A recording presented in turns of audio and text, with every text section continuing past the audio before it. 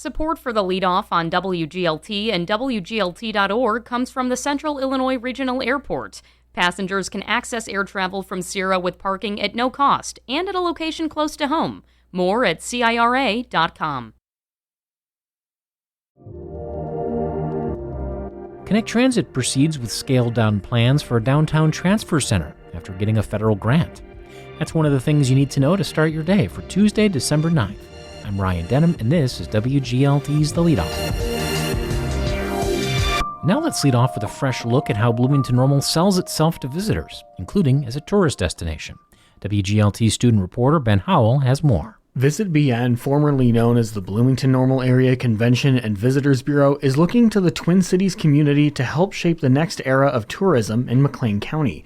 Zach Dietmeyer is Chief Operating Officer. Dietmeyer says tourism often gets forgotten in an area like Bloomington-Normal, even though this area relies heavily on it as an industry. That's everything from sports tournaments to business travel to folks coming through the colleges and universities. It's a very broad definition, and we want to make sure that what we're doing as an organization really reflects the needs of the community. Dietmeyer says Bloomington-Normal sees over $500 million boost from visitors to its economy. But in order to see what the community wants, VisitBN has to ask. They're doing so in a community survey. Dietmeyer says the survey is for event organizers, the business community, and residents. It's a very interesting mix of building questions for a hotelier or a restaurant owner or a small business holder. Very different for how a resident perceives. The survey is available now on VisitBN's Facebook page. Dietmeyer says the answers will help inform a new strategic plan for the organization. With reporting from Eric Stock, I'm Ben Howell. Here's some of the stories we're following in the WGLT newsroom. Authorities have released the name of the second victim in a fatal fire last month on East Holm Avenue in Bloomington. It was 17-year-old Hayden K. Stover of Bloomington. Also killed in that fire was the teen's mother, 40-year-old Tashika Stover. Congressman Eric Sorensen says he's concerned that Trump administration changes to homelessness prevention programs will put more pressure on overcrowded homeless shelters and send people back onto the streets. Reuters reported yesterday that the administration has now withdrawn those sweeping changes to the $3 billion grant program. The Illinois Department of Public Health says it will continue to recommend the hepatitis B vaccine for all newborns. That comes after a federal vaccine advisory committee voted to end the long-standing recommendation that all U.S. babies get the vaccine the day they're born.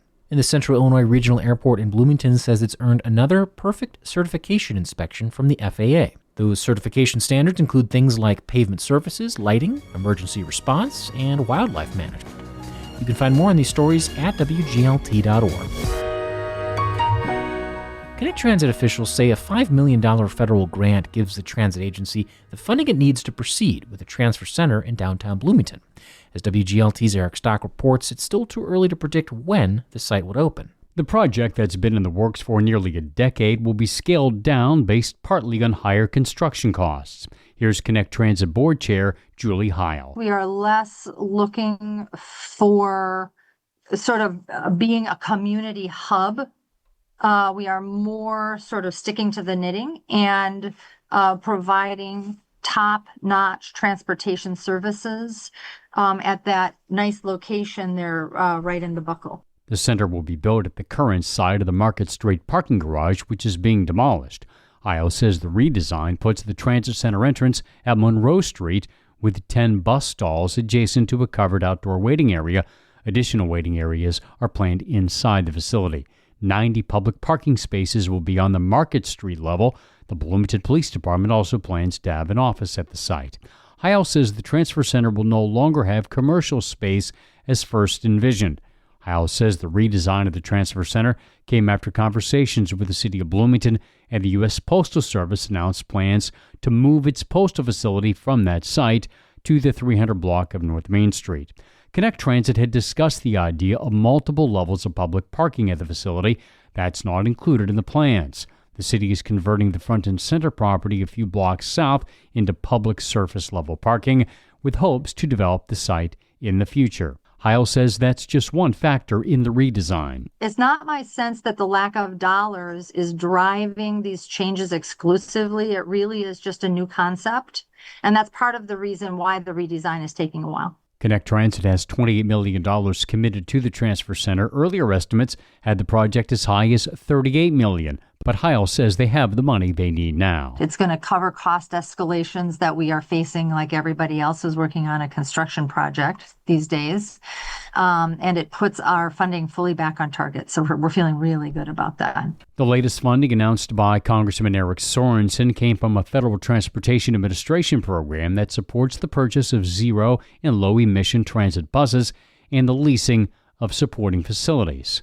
Connect Transit has $23 million in state and federal funds specifically awarded for this project, and another $5 million has been allocated from other sources, including downstate operating funds from the Illinois Department of Transportation. It's a nice mix of resources that we feel is good and stable now as we look forward to the completion in earnest of our redesign process and breaking ground. Connect Transit had much of the funding for the transfer center secured as early as 2019, but the project was slowed by the COVID pandemic and a site shift.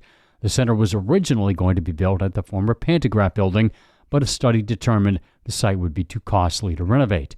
Heil says Connect Transit hopes to have designs completed by early next year to break ground by late 2026 or early 2027. Heil would not predict when the project might be finished. And work on Connect Transit's signature project comes at a time of significant leadership change for the organization. Heil began serving as board chair in October following the sudden death of Ryan Whitehouse, who led the transit agency through much of the transfer center's planning stages. We miss Ryan, and I'm happy to say that he would be really pleased with the progress we are now making and the outlook. And David Brown, Connect Transit's managing director since 2002, has resigned shortly after taking a leave of absence. We wish David the very best. He's been a good colleague. Brady Lang, the deputy managing director for Connect Transit, is the new acting director. He's been with the transit agency since 2017. I'm Eric Stock. Before we let you go, the Normal Human Relations Commission meets today at 5:15 at City Hall. On the agenda is discussion about the upcoming 50th Annual MLK Awards Luncheon in January. And that is it for today. I'm Ryan Denham, and the show was produced by Lou Warner. You can subscribe to The Leadoff on the NPR app or wherever you get your podcasts.